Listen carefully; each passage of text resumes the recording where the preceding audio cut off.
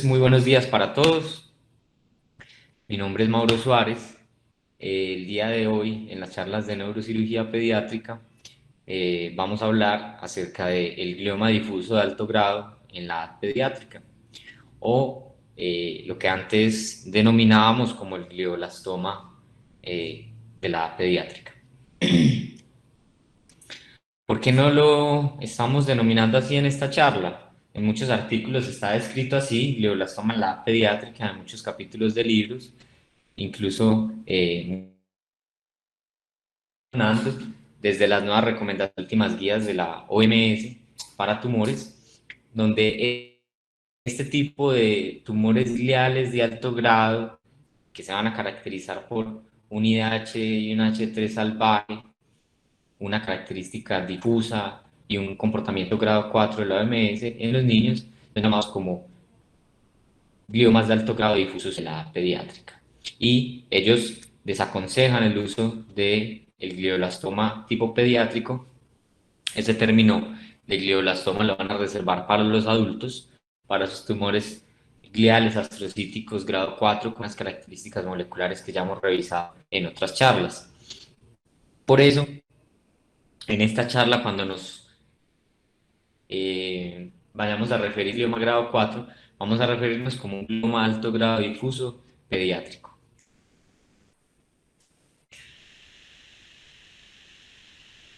Los gliomas de alto grado pediátricos van a ser divididos en grandes grupos: los hemisféricos y los de línea media.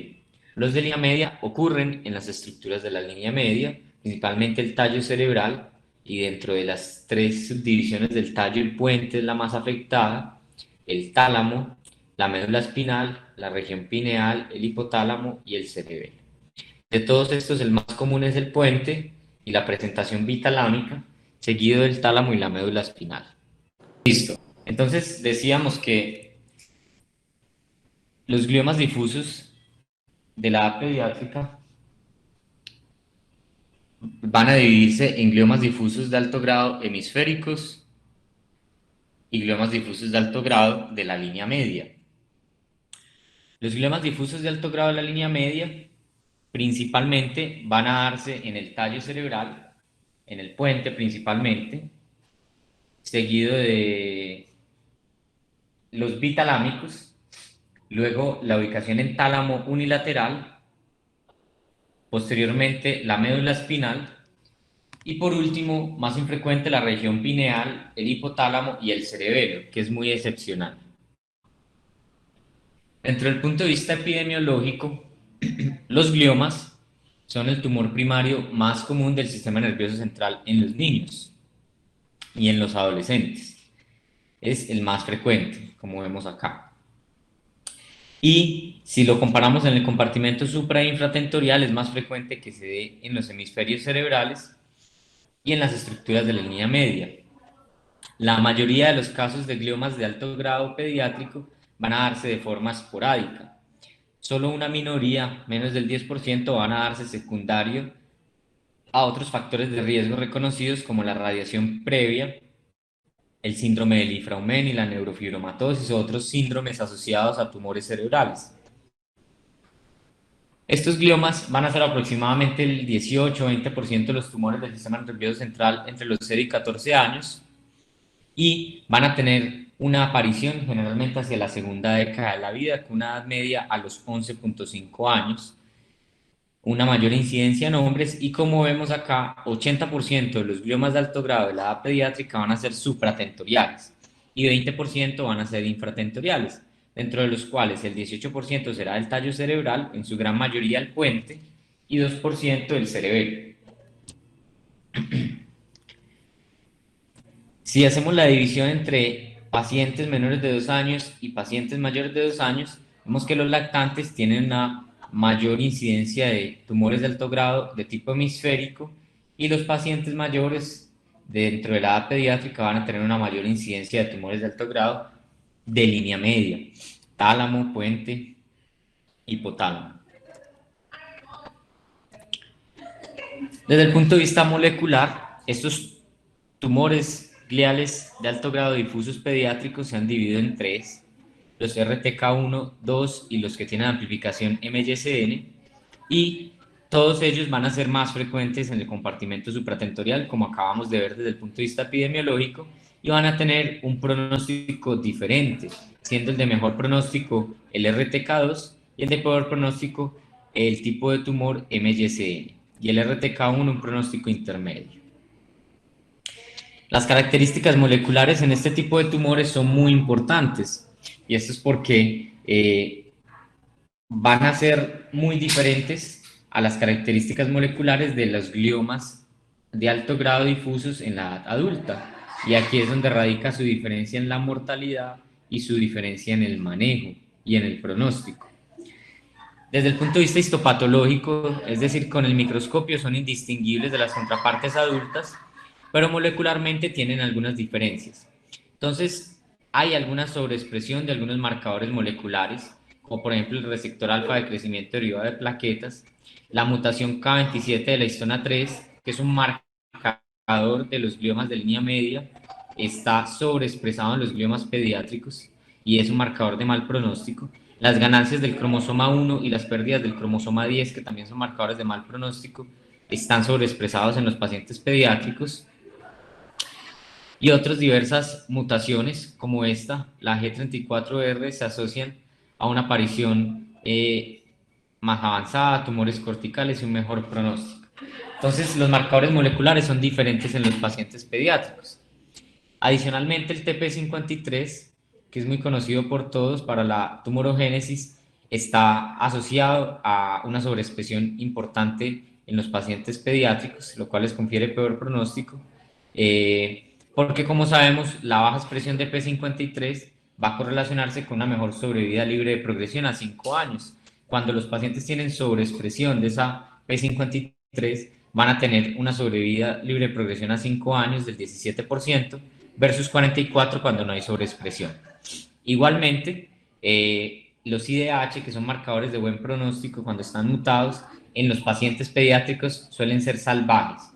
La mayoría de gliomas de estos pacientes de alto grado tienen un IDH salvaje y eso les confiere también peor pronóstico. Tienen desde el punto de vista molecular una vía importante que es la vía PTEN-AKT, y es una vía que se implica en toda la tumorogénesis y en la agresividad tumoral, porque cuando está activada provoca mayor crecimiento tumoral y disminuye la supervivencia de los pacientes. Y aproximadamente en el 80% de los pacientes con gliomas malignos pediátricos esta vía está activada. La supervivencia de los tumores, de los pacientes con tumores gliales de alto grado cuando hay activación de esta vía, miren que disminuye de un 91% a un 59% cuando no hay la sobreexpresión. Entonces es una vía muy importante desde el punto de vista pronóstico establecer si está activado o no en este tipo de tumores.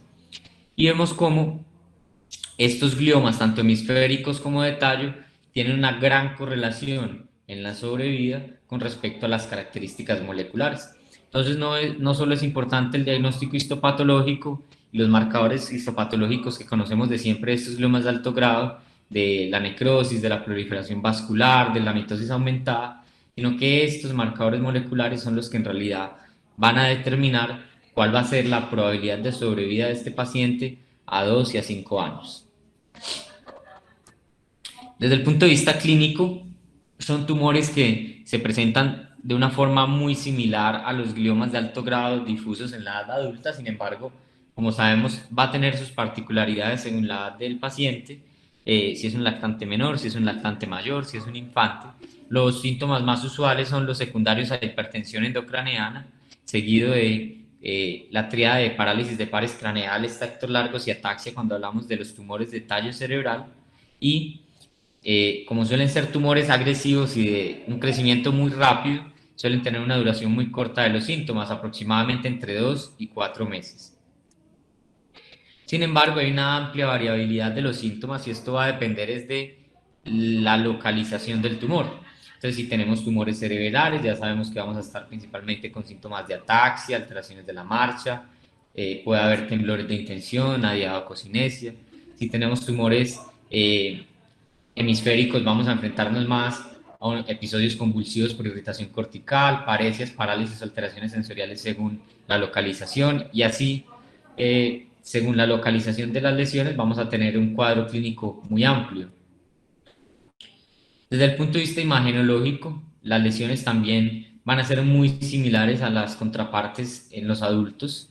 Son masas heterogéneas, mal definidas, captantes, con una captación muy heterogénea, que se van a caracterizar por tener áreas de menor captación e hipointensidad en el T1, áreas necróticas, ¿sí?, que van a ser distintivos de estos tumores gliales de alto grado con respecto a los de bajo grado, y que característicamente van a tener aumento de la perfusión, ¿sí? En las secuencias de perfusión pueden tener áreas de sangrado, ¿sí?, como vemos en las secuencias de susceptibilidad magnética, y en las secuencias de espectroscopía pues vamos a ver picos de lactato elevados y una relación colina en acetilaspartato muy elevada, que son predictores pues de este tipo de tumores.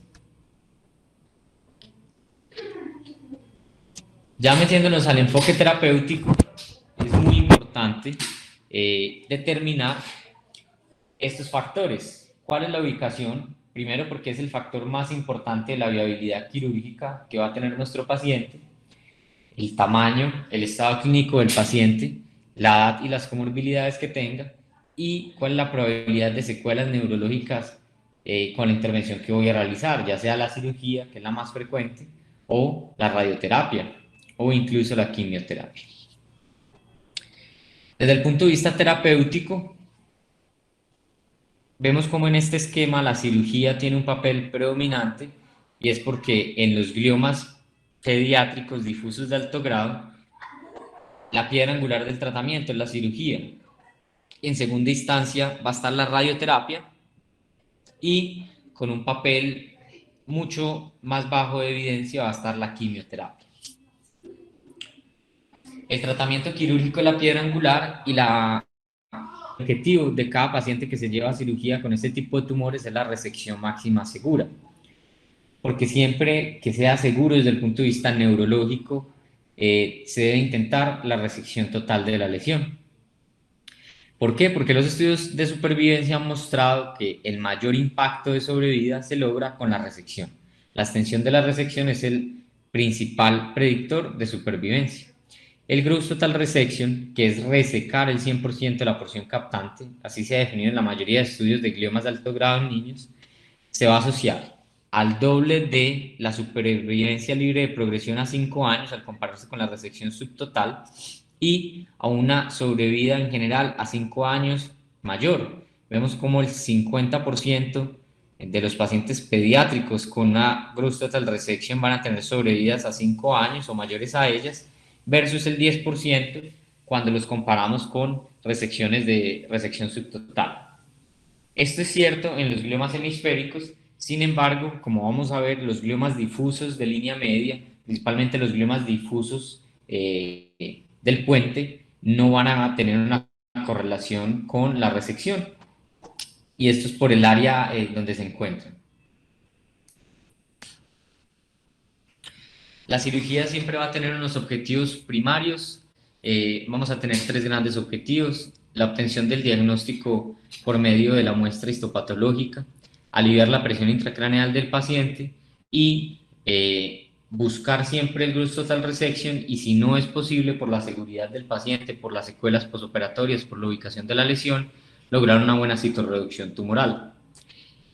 Como en todos los tumores gliales, el principal desafío es definir cuáles son los límites tumorales en la cirugía, y esto es para poder preservar al máximo la función neurológica de los pacientes.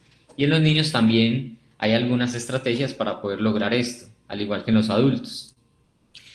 La biopsia estereotáxica es un manejo que también se ha descrito en este tipo de lesiones, principalmente en pacientes que tienen tumores difusos de línea media, principalmente los ganglios de la base, o pacientes con lesiones en el tálamo, y incluso pacientes con lesiones en áreas elocuentes. Sin embargo, hay algunas técnicas que se pueden utilizar en este tipo de pacientes para lograr algún tipo de resección de estos tumores, incluso resección total, según algunos hallazgos imagenológicos e intraoperatorios.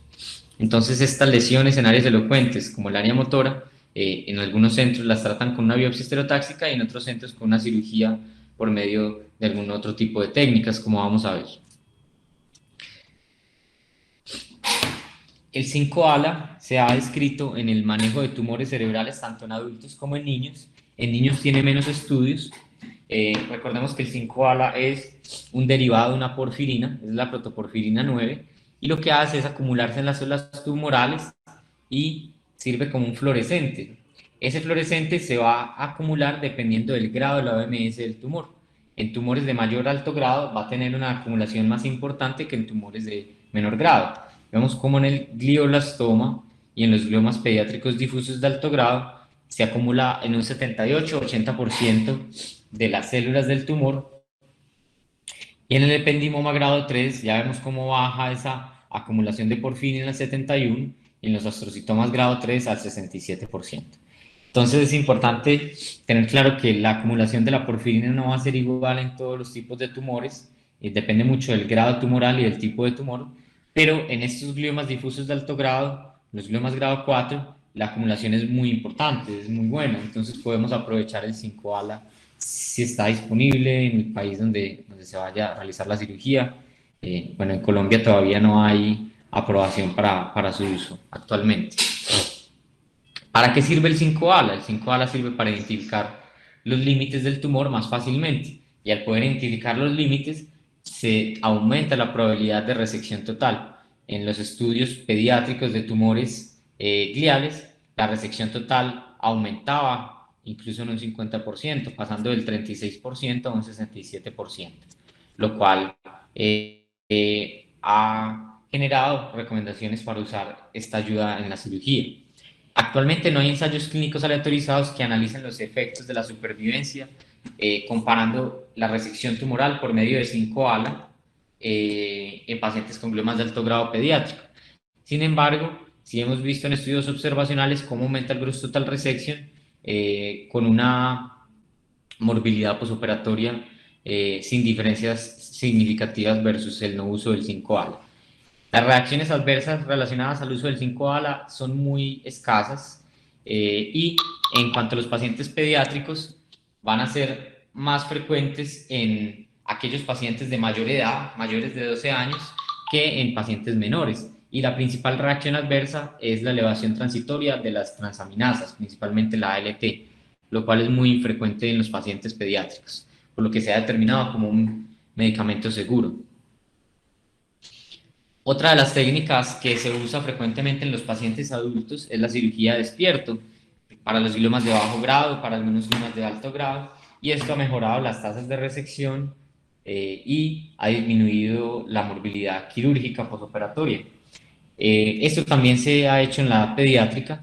Como vemos, hay reportes y series de casos de pacientes a los que se les ha operado lesiones tumorales, se les ha hecho también lesionectomías por diagnósticos de epilepsia despiertos. Entonces aquí vemos, este es el reporte del paciente, digamos, con menor edad intervenido de forma despierta, un paciente de 8 años, también hay pacientes de 9 años. ¿Cuál es el objetivo de hacer craniotomía despierta en estos pacientes? Disminuir la probabilidad de déficit neurológico postoperatorio, intentando buscar esa resección máxima segura, si es posible un gross total resection. ¿Cuál es el beneficio? Vamos a disminuir la morbilidad postoperatoria en un 58%. Entonces estoy disminuyéndole a más de la mitad la posibilidad de una secuela neurológica. Pero también se ha encontrado que hay una asociación con la disminución de estancia hospitalaria en estos pacientes pediátricos, en aproximadamente un 45%. La mayoría de reportes de craniotomía despierta en los pacientes pediátricos se ha realizado tanto en patología oncológica como en epilepsia. Los protocolos en realidad son muy limitados, y esto es porque la edad de estos pacientes los hace difíciles de someter a este tipo de técnicas, porque tienen una fragilidad psicológica por su edad. Hay, digamos, una dificultad para la cooperación, para entender las órdenes de forma completa, para el manejo de la ansiedad. Sin embargo, la mayoría de estudios dicen que se puede realizar, han tomado como límite los 10 años de edad, pero como vemos hay casos reportados de 8 años, de 9 años, incluso en el servicio de experiencia de craniotomía despierto en pacientes más pequeños de esta edad.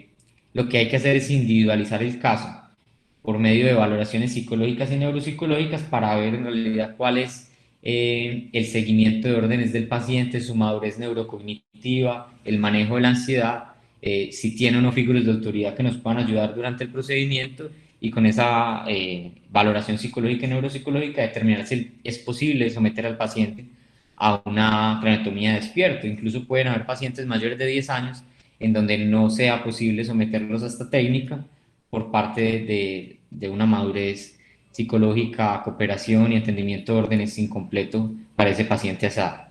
¿Cómo se realiza la mayoría de protocolos de cirugía despierta en niños?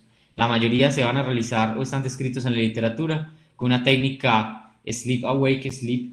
El paciente empieza dormido, se realiza un posicionamiento con cabezal de Mayfield. La infiltración es muy importante para que el paciente tolere todo el procedimiento, una infiltración generosa en la incisión y un bloqueo pericraneal, y se hacen las técnicas anestésicas necesarias para llevarlo a una profundidad durante el inicio del procedimiento. En la mayoría de casos se realiza una protección de vía aérea con máscara laringea, y luego de realizar la craniotomía y tener expuesta la dura, se realiza una reducción progresiva de la anestesia y se realiza un retiro de la máscara laringea. Siempre en estos casos hay que estar acompañados del neuropsicólogo para poder determinar en qué momento el paciente está totalmente despierto y nos va a dar una adecuada cooperación con los exámenes de neuropsicología, con las órdenes que le vamos a pedir durante la cirugía. Igualmente, como es un caso especial, es un niño, si hay una figura de autoridad fuerte, es decir, el padre o la madre al cual el niño obedezca, se recomienda también dentro del protocolo incluirlos en cirugía para manejar la ansiedad del paciente. Posteriormente iniciamos con toda la estimulación cortical para identificar principalmente las áreas del lenguaje y de función motora. Se ha recomendado a los niños iniciar con una intensidad de 60 Hz y una amplitud de 1 miliamperio, máximo 7 miliamperios, y vamos mapeando las áreas corticales funcionales y vamos dejando ese mapa funcional. Se recomienda también la irrigación regular con Harman frío para mejorar la conductibilidad de los estímulos mediante el mapeo cortical y para disminuir el riesgo de crisis convulsivas. Posterior a esta estimulación cortical, mediante la realización de la lesionectomía o de la resección tumoral, vamos a continuar con estimulación subcortical, porque esto disminuye la probabilidad de déficits neurológicos postoperatorios.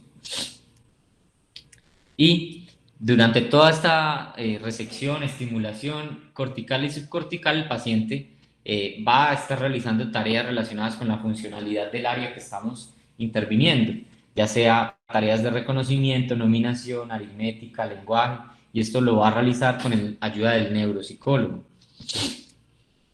Al finalizar la resección de nuestra lesión, vamos a volver a dormir el paciente, vamos a reiniciar la anestesia, vamos a reinsertar la máscara laringea por el equipo de anestesia, y ya el resto de cirugía va a concurrir con el paciente dormido.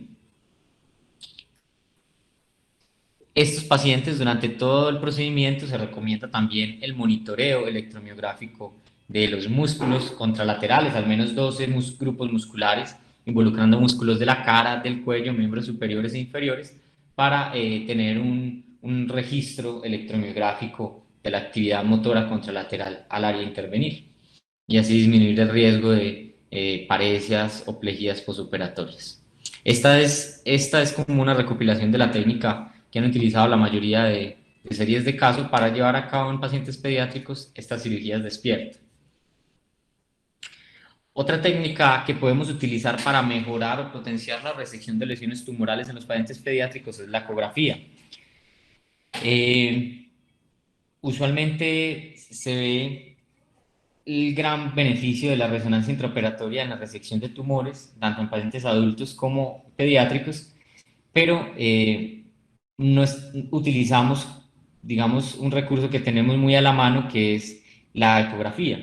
La ecografía es extremadamente precisa para localizar los tumores. Obviamente esto va a depender de las características del tumor, la densidad del tumor, la diferenciación que tenga esta lesión con el parénquima cerebral. Su mayor utilidad es en gliomas de alto grado, cuando hablamos de lesiones gliales. En gliomas de bajo grado hay una densidad del parénquima muy similar al tumor y entonces no vamos a tener unos límites muy claros, pero en tumores de alto grado los estudios que se han realizado con pacientes pediátricos han mostrado que cuando se compara con el gold estándar, que en este caso es la resonancia intraoperatoria, se predijo correctamente el grado de resección tumoral en el 87% de los casos. Tiene valores predictivos positivos del 100%, predictivos negativos del 98% y una predicción general del 98%. Entonces vemos que es un estudio que tiene unos porcentajes muy interesantes de exactitud y de precisión. Obviamente es operador dependiente y requiere un entrenamiento para el uso del ecógrafo, pero es mucho más disponible y mucho más económico que el uso de un resonador. Cuando comparamos la tasa de gross total resection en la ecografía versus la resonancia intraoperatoria en los pacientes pediátricos, no hay una diferencia significativa en las tasas de gross total resection usando estas dos modalidades. Entonces es una técnica en la que posiblemente haya mucho beneficio cuando la utilizamos en la resección de este tipo de tumores, tanto en paciente adulto como en paciente pediátrico. En cuanto a los gliomas difusos de la línea media, son gliomas que tienen un acceso muy difícil desde el punto de vista quirúrgico, no solo por la localización, sino también por el riesgo de secuelas neurológicas posoperatorias, por su ubicación en el tallo cerebral, su ubicación hipotalámica, su ubicación medular. Entonces, en estos casos, el diagnóstico se basa principalmente en los hallazgos imagenológicos, clínicos y en la epidemiología del paciente. Los oncólogos en este caso van a empezar manejo en muchas ocasiones sin una confirmación histológica de la lesión, si los hallazgos de imagen son característicos de este diagnóstico.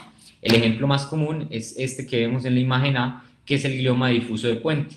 En este tipo de pacientes no se opta por biopsia, no se opta tampoco por una opción quirúrgica, simplemente se empieza el manejo oncológico específico para este tipo de lesiones. El tratamiento radioterapéutico es, después de la cirugía, lo más importante que tenemos en cuanto al manejo de este tipo de pacientes, porque después de la cirugía es el único que impacta de forma significativa en la supervivencia de los pacientes con gliomas difusos de alto grado. El tratamiento estándar después de la resección quirúrgica para niños mayores de 3 años es la radioterapia. Y esa radioterapia va a depender en su dosis y fracciones de si es un glioma hemisférico difuso o si es un glioma difuso de tallo. En los gliomas hemisféricos difusos vamos a dar una dosis de 54 grays en fracciones de 1.8 a 2 grays, 30 fracciones, esto es más o menos 6 semanas. Y en los gliomas difusos de tallo vamos a dar una dosis ligeramente mayor, 60 grays en 33 fracciones, 6.5 semanas. Estos son los esquemas más comunes descritos en la literatura, sin embargo, algunas instituciones adoptan algunas variaciones en el esquema. Se ha intentado dar dosis más altas de radioterapia en regímenes hiperfraccionados, ¿sí? Entonces se dan dosis más altas, se disminuye el intervalo entre fracciones y así acortan el tiempo de tratamiento. Sin embargo, eso no prolonga la supervivencia de los pacientes y sí se han encontrado mayores tasas de neurotoxicidad, por lo que se recomienda continuar con estos esquemas de radioterapia por el momento para los gliomas difusos de alto grado. Hay que recordar que la radioterapia, a pesar de impactar de forma importante la supervivencia, genera un aumento del riesgo de sufrir otras condiciones y esto es más probable entre menor edad tenga el paciente. Hay mayor riesgo de deficiencias neurocognitivas a largo plazo, vasculopatías, disfunción endocrina, defectos del crecimiento, neoplasias malignas secundarias. Estos riesgos van a ser mayores en los pacientes menores de 3 años. Por eso, a pesar de que no hay un consenso actual en la literatura, sí recomiendan la mayoría de autores minimizar el uso de la radioterapia en menores de 3 años. En general, el tratamiento radioterapéutico en el posoperatorio se da en pacientes mayores de 3 años. Actualmente se está considerando la radioterapia hipofraccionada para pacientes con un mal estado funcional y una expectativa de vida limitada. Por ejemplo, los gliomas difusos de tallo. Sin embargo, esto no tiene mucha evidencia actualmente. Por ahora están recomendando el mismo esquema que ya les comenté. Es muy importante tener en cuenta que el tiempo que pasa entre la cirugía y la radioterapia es clave, al igual que en los gliomas difusos de alto grado en el adulto. El inicio de la radioterapia debe darse entre los 25 y 35 días del posoperatorio. Si esta radioterapia no inicia en este momento, estamos hablando de que se pierde un gran beneficio en sobrevida de la radiación temprana. Y los estudios muestran que cuando se inicia la radioterapia más allá de las 6 semanas del posoperatorio, estos pacientes tienen un empeoramiento significativo en la sobrevida y en la sobrevida libre de progresión. Por lo que una parte importante de este tratamiento es tener en cuenta el tiempo de inicio al cual se lo vamos a dar al paciente. En cuanto al tratamiento quimioterapéutico, como ya habíamos visto en el esquema, tiene muy poco papel en este tipo de tumores. Se ha utilizado agentes como la temozolomida, que es, digamos, el caballo de batalla en los glioblastomas, es decir, en el paciente adulto. Se ha usado el bevacizumab, el cisplatino, topocio, la vincristina, la ifosfamida, la lomustina, un montón de agentes quimioterapéuticos, pero no hay estudios de alto nivel de evidencia que respalden un impacto significativo en la supervivencia. Eh, no hay estudios que demuestren que estos pacientes, al adicionarles tanto en coadyuvancia como adyuvancia con la radioterapia, quimioterapia, van a tener mejor sobrevida. Tampoco actualmente hay protocolos estándar internacionales para el manejo de los gliomas de alto grado en niños que incluyan la quimioterapia. Entonces, esto queda muy a elección de cada institución. La temozolomida es probablemente el quimioterapéutico más estudiado en gliomas de alto grado, tanto en adultos como en niños. Y como sabemos, en adultos, después de la publicación del doctor Stubb en el 2005, se convirtió en el caballo de batalla de manejo de estos pacientes. Recordemos que fueron aproximadamente 573 pacientes con una edad media de 56 años, no hubieron pacientes pediátricos, y él demostró una tasa de supervivencia a los 2 años que fue del 26,5% cuando se daba la quimioterapia con radioterapia posterior a ella versus el 10% cuando se da radioterapia sola. Y desde aquí este fue el tratamiento estándar del glioma de alto grado, eh, tipo 4. Sin embargo, en los pacientes pediátricos esto es diferente. Se intentó extrapolar estos estudios a pacientes pediátricos, pero no se encontró el mismo resultado y en diversos estudios desde el 98, 2002, 2007, 2011, 2016 y muchos más estudios no se encontró evidencia de beneficios significativos con el protocolo STUB a las dosis quimioterapéuticas de la temozolomida por superficie corporal de los adultos y con radioterapia no hay beneficio eh, en la sobrevida y la explicación es simple. Ya vimos que la diferencia de los gliomas de alto grado en los niños versus los adultos radica es en los marcadores moleculares. Recordemos que uno de los predictores más importantes para la respuesta a los quimioterapéuticos en los gliomas de alto grado es la metilación del MGMT.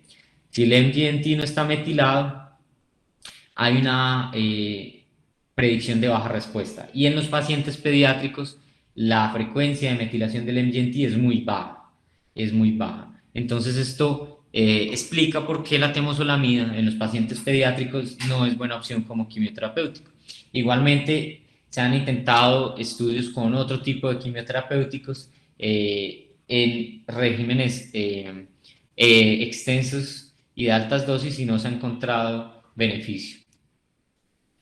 La terapia molecular inmunológica es probablemente lo más reciente en gliomas de alto grado y de bajo grado, y esto depende de los marcadores moleculares de cada tumor, de cada paciente. Lo que más ha estudiado son los inhibidores del BRAF, dentro de ellos el dabrafenib y el bemurafenib, que ha mejorado las sobrevidas en general de los pacientes con cáncer que tienen mutaciones del BRAF B600C. Sin embargo, molecularmente, los tumores de alto grado difusos pediátricos tienen una mutación del BRAF B600C baja, del 10%. Esto es diferente a los adultos, donde la mutación es en una mayor proporción. Actualmente se está realizando un ensayo clínico de fase 1 en niños, pero pues vemos como desde el punto de vista molecular no sería muy lógico que haya una respuesta, digamos, muy significativa con este tipo de agentes. La mayoría de estudios, incluso el de mayor evidencia, es un fase 2. Y hay que recordar que también estos manejos moleculares tienen algunos riesgos. Uno de ellos es el riesgo de desarrollar carcinoma escamocelular, que es importante en este tipo de medicamentos. Hay múltiples ensayos clínicos en curso, tenemos medicamentos para inhibidores de la vía ALK, antiangiogénicos, inhibidores del ciclo celular, inhibidores de los factores de crecimiento epidérmico, inhibidores de las acetilasa histonas, virus oncolíticos. Todos estos son estudios fase 1 y fase 2, pero que hasta ahora no hay una evidencia concluyente para manejo de los gliomas de alto grado en niños. Por eso es que el manejo médico, tanto quimioterapéutico y molecular, hasta ahora no tiene una evidencia fuerte en los niños y las principales armas que tenemos para manejar este tipo de tumores son la cirugía y la radioterapia. En cuanto a la recurrencia de este tipo de tumores en los pacientes pediátricos, lo recomendado es siempre que sea posible considerar la reoperación. Obviamente, llevar a un paciente a una nueva intervención va a depender de la probabilidad de secuelas neurológicas y el estado neurológico actual del paciente y la sobrevida, pero esta va a ser la mejor opción en la mayoría de los pacientes. Como segunda opción, la reirradiación. Sin embargo, si estamos ante un glioma difuso de línea media, el más frecuente el glioma difuso de puente, la primera opción va a ser nuevamente irradiar el paciente, no llevarlo a una cirugía. Y ya si usted ha operado nuevamente el paciente, consideró la reirradiación o dio la reirradiación y el paciente continúa en recurrencias, se puede considerar como tercera línea la posibilidad de dar una quimioterapia dirigida o una terapia molecular dirigida. Sin embargo, ya sabemos que esto no tiene una eficacia muy importante. La supervivencia de los pacientes pediátricos con glioblastoma en general es ligeramente mayor en comparación con los adultos.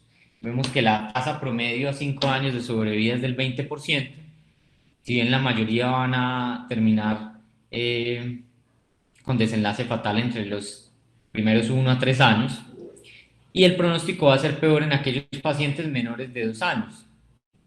No se ha encontrado una diferencia molecular que lo explique, pero se cree que el retraso en el inicio de la radioterapia, recordemos que en menores de 3 años se evita la radioterapia, puede explicar por qué estos pacientes tienen una mayor mortalidad. También el pronóstico es peor en aquellos pacientes con gliomas de alto grado de línea media. Y como vemos es que la terapia más importante es la cirugía y en este tipo de tumores, pues la indicación de entrada es la radioterapia.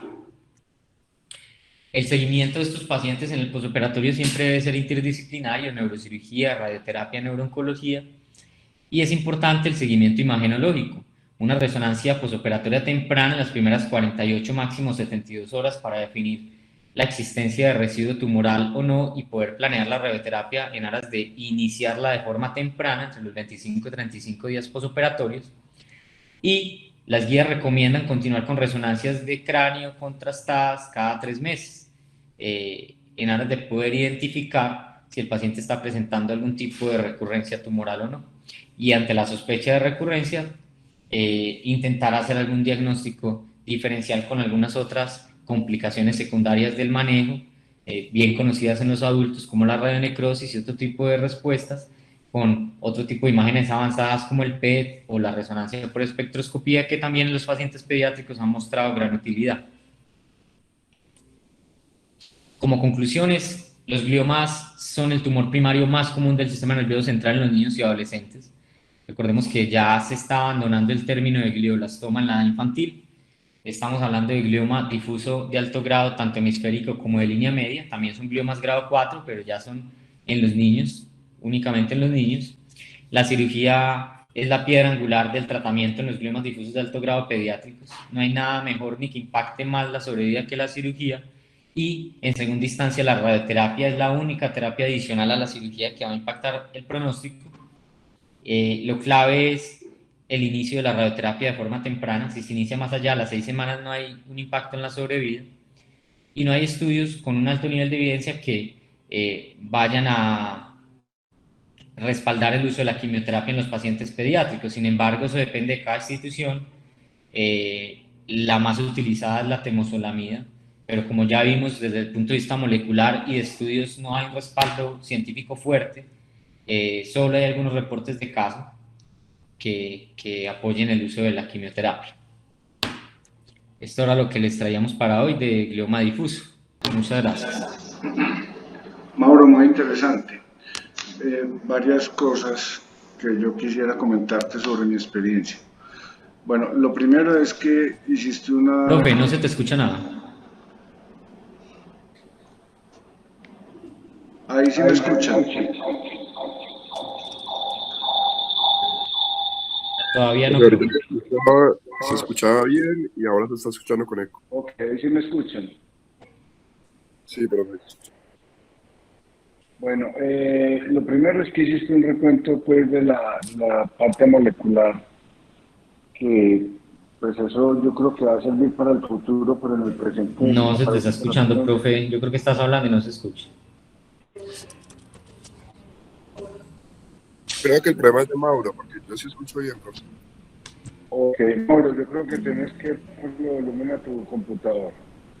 ¿Me está escuchando bien? Bueno, Mauro hizo una discusión interesante sobre la parte molecular, pero yo creo que eso en este momento es más para el futuro que para el presente, porque no le veo una utilidad práctica importante. Ojalá que alguien pues, me explicara mejor si en el momento sí tiene alguna utilidad. Lo segundo es que hacer una cirugía como la que te da Mauro de una resección total, la mayoría de las veces es imposible por la localización donde está la lesión. Entonces creo que eso es en la mayoría de los casos impecables.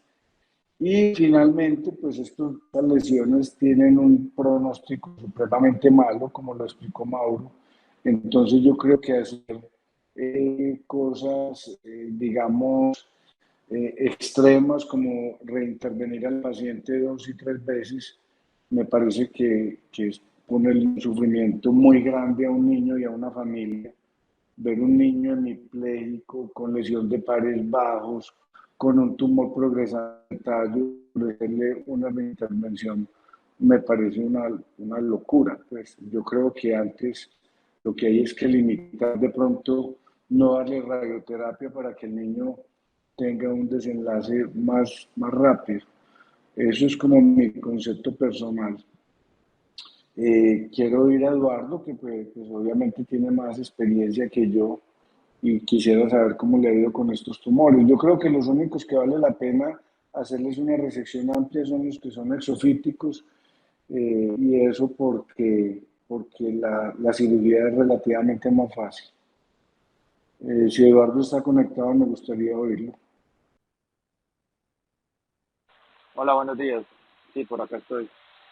Eh, yo creo que es muy importante diferenciar, así como dijo Mauro, si son difusos hemisféricos o difusos de línea media. El difuso de línea media, sin duda, es lo que acabaste de describir, Nacho. El difuso de línea media es un tumor que es pues que en la mayoría de las veces es irresecable completamente, tiene mal pronóstico, tiene muchas secuelas. Entonces, ese aplica mucho para lo que vos decís. Uno intenta una primera resección lo más amplia posible, y ya de ahí uno se controla precisamente por el mal pronóstico que tienen. Los difusos de tallo, definitivamente no se les hace nada. En algún momento en Europa estuvieron intentando hacerle biopsia a todos, hicieron una tipificación genómica de todos estos tumores y se llegó a la gran conclusión que por más que se hiciera biopsia son tan malignos que no les va a aportar mucho hacer la biopsia para el tratamiento. Entonces se dejó realmente como consenso que la biopsia de los pacientes a los de tallo se hace solo en los sitios donde tienen banco de tejido para investigación molecular para futuros medicamentos, pero como parte del arsenal terapéutico para iniciar el tratamiento, definitivamente no. Esa moda pasó y volvimos a lo mismo, de que la imagen lo suficientemente buena para hacer el diagnóstico y empezar el tratamiento. con muy mala sobrevida, pues los pacientes que más tiempo sobreviven, los gliomas difusos de línea media, sobre todo los de tallo, es año y medio con muy mala calidad de vida. Entonces, lo que Nacho estaba describiendo claramente son los difusos de línea media. Con respecto a los difusos hemisféricos, sí hay un poco más de posibilidades de ser una resección más extensa, de ayudarse con la ecografía intraoperatoria para lograr bordes más limpios. Eh, Inclusive el paciente despierto, como decía Mauro, pues la experiencia mía no ha sido mucha, han sido varios, pero uno de los que hicimos tenía 4 años, que pues se sale como de todo lo que uno espera, pero como decía Mauro, es un paciente absolutamente fuera de lo esperado, y es que era hijo de un militar. El niño era absolutamente obediente a todas las órdenes del papá, y hicimos un simulacro 15 días antes haciéndole los paradigmas, y el pelado lo respondió muy bien y en cirugía se comportó muy bien. Obviamente se hizo así como él describió, dormido, despierto, dormido, pero cuando necesitábamos hacer la resección, él le respondió muy bien al papá y logramos hacer eso. Yo creo que lo lograré una vez en la vida, pues porque conseguir un niño de 4 años que sea absolutamente obediente al papá, difícil.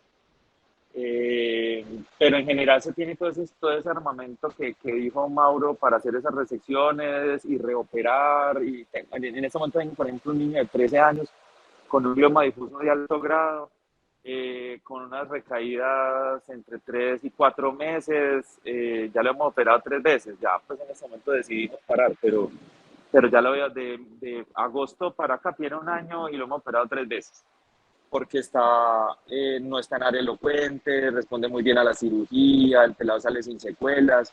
Entonces nos ha permitido de cierta manera prolongar la vida sin secuelas, pero son muy individualizados, como dijo Mauro. Es claro que la quimioterapia que se está dando es casi que al azar, porque como dijo Mauro, todas estas mutaciones moleculares que tienen nuestros pacientes es lo que se está usando ahora, lo que se utiliza ahora es precisamente este mapeo genético, esta inmunogenética, para definir si el medicamento sí va a ser eficiente o no. Entonces, en este momento están en esa fase de estudiar esa corroboración entre la inmunogenética y el medicamento para medir el pronóstico. Obviamente, como dice Nacho, es para más largo plazo realmente una intervención adecuada, como las moléculas blancodirigidas específicas para ese tipo de tumores, ¿no es cierto? Pero de cierta manera nos han ayudado a que al empezar el tratamiento estándar que se utiliza con la mutación, con la inmunogenética, ya uno sabe el pronóstico del paciente y se le puede decir a los papás. Entonces, en este momento, para lo que nos ayuda la inmunogenética es más que todo es para pronóstico con respecto con la respuesta al tratamiento, ¿no es cierto? Pero en el futuro lo que se espera es que tenga precisamente moléculas blancodirigidas para estos tumores.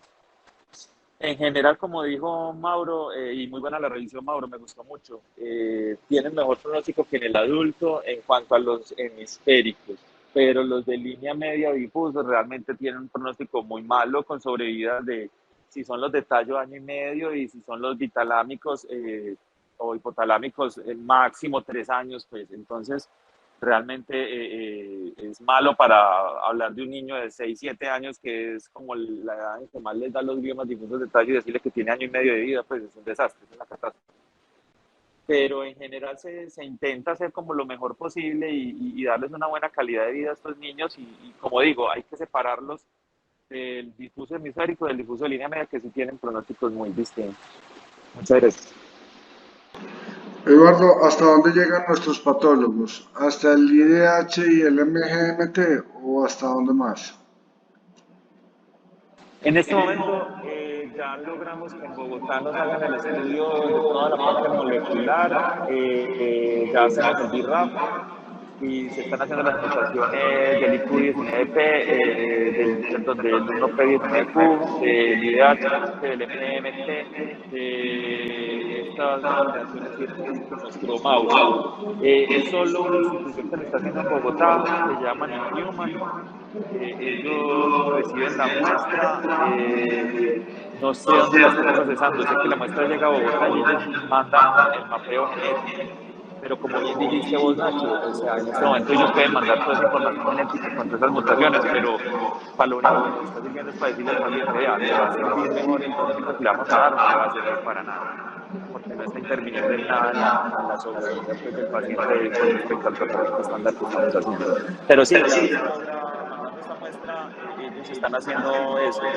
Aquí en la Universidad de Antioquia hay un proyecto que iban a empezar antes de la pandemia, que era estudio con las genéticas de los tumores sólidos, que los tumores sólidos nos iban a incluir los del sistema nervioso central, pero eso quedó como en stand-by, apenas sé que están como volviendo a retomar, no sé si definitivamente lo van a arrancar o no, pero eso es lo que tenemos en este momento, con eso más o menos nos defendemos. Eduardo, usted que ya tiene sus buenos años, ¿qué diferencia Sí. tiene hoy un paciente con un tumor de estos a cuando usted lo operaba hacía 20 años?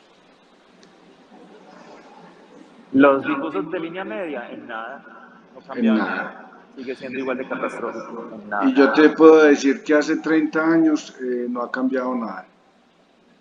Yo creo que estamos en Sí, en lo tristemente son mismo. muy agresivos y poco para ofrecerles. Ok, Es muy malo, es muy frustrante. bueno. O sea que en 30 años yo creo que no hemos cambiado nada. De acuerdo. Bueno.